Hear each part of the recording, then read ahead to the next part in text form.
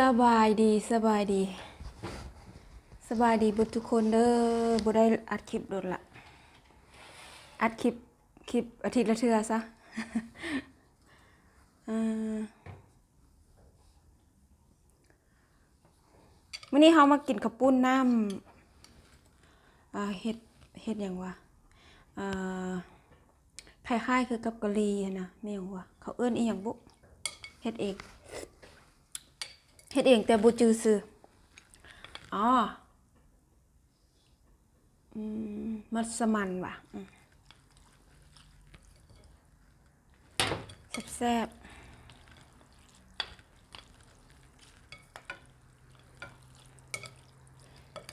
ใส่มันฝรั่งนำไก่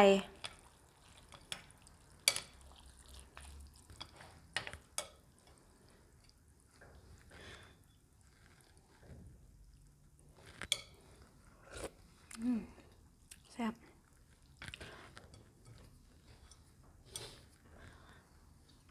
อยู่ฮอลแลนด์นี่ก็เจ้าปิดอันนั้นล่ะโรงเรียนปิดโรงเรียนถ้าบ่จำเป็นบ่ให้ออกนอกบ้านบ่ให้ไปไส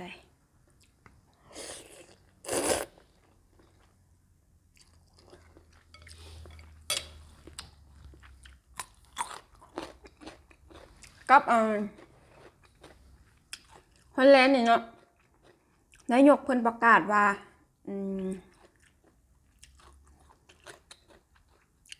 หยังก็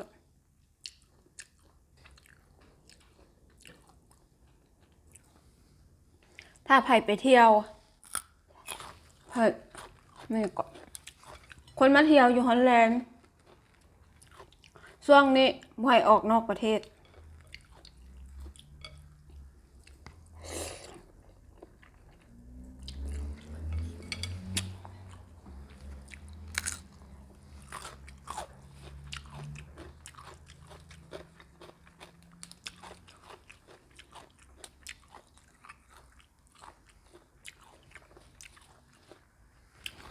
หอมลาบอยู่นี่จังบ่คืออยู่บ้านเขาเด้อกินบ่คือกัน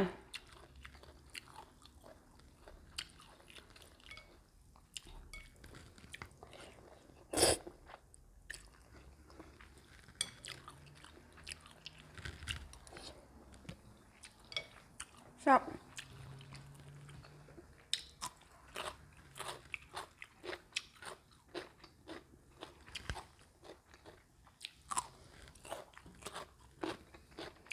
บ่ายผมไงบ่ายผมลาบ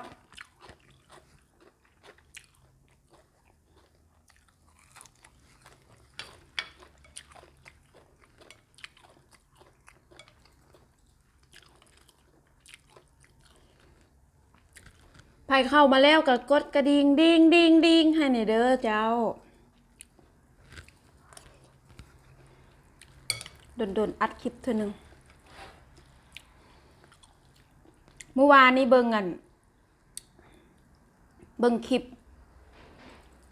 ของแม่ก็ของ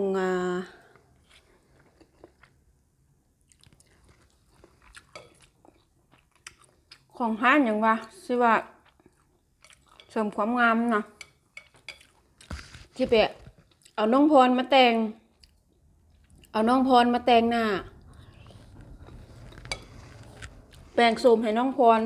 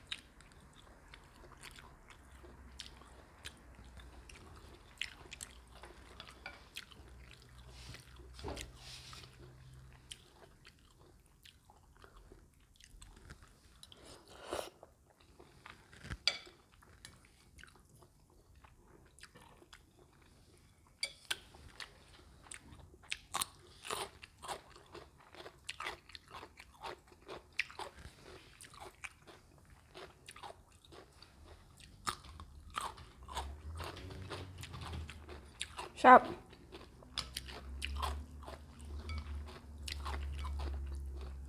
บ่อยากเว้าดังเพราะว่า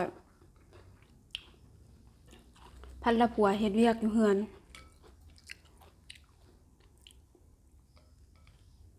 ช่วงนี้ผัวเฮ็ดเวียกอยู่เฮือน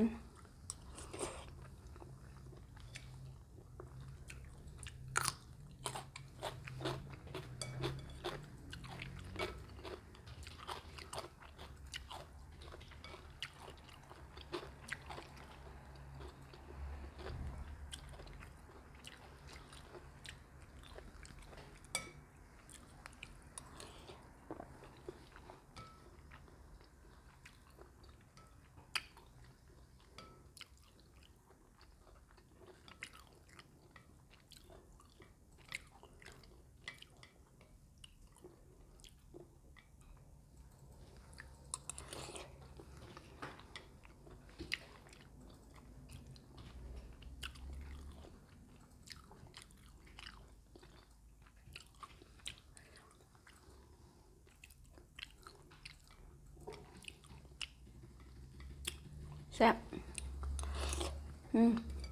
แกง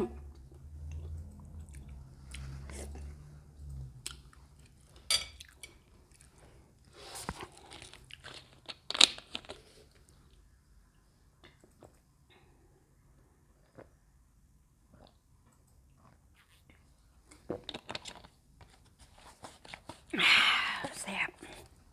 อิ่มขอบใจหลายๆเด้อที่เข้ามารับชม